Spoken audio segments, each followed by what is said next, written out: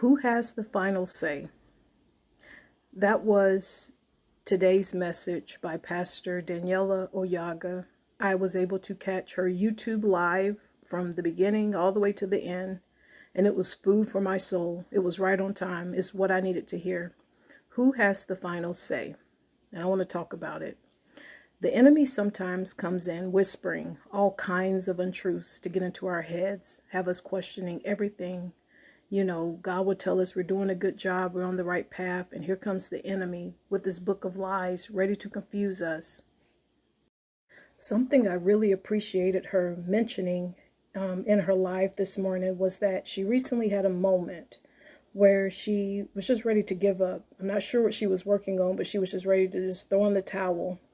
And her mother reminded her to just keep going. The enemy wanted her to worry over things she didn't even need to worry on, things that God had already revealed to her, things that God was already working out in her favor. But the message today was very powerful. God has the final say. I don't know what you're facing in your personal life, but God has the final say. Maybe what you're going through right now is for God's glory. In other words, it's an opportunity for God to show up mighty in your life so others will see it and be drawn to him. The enemy will try to make you feel as though God has forgotten you. He loves to use lies to make you feel as though there's no hope. Nothing's never going to change. Please don't buy into those lies.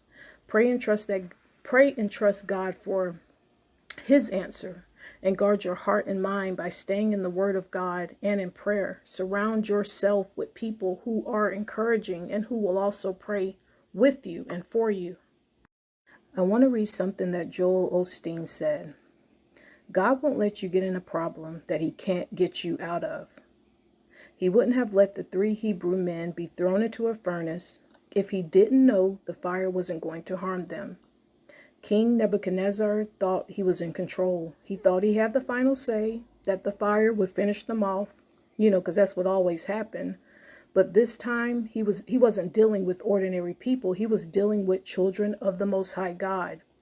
They came out without the smell of smoke. There's something about you that makes you unstoppable. You have an advantage. God not only breathed life into you, but he put a hedge of protection around you. Nothing can touch you without his permission.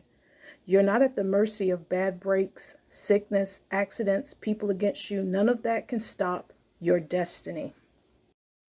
Jesus has the last word on everything and everyone, from angels to armies. You may be dealing with sickness. The medical report says you're not going to make it. That's one word, but God has the last word. The sovereign God, the God who reigns, says, I am restoring health back unto you.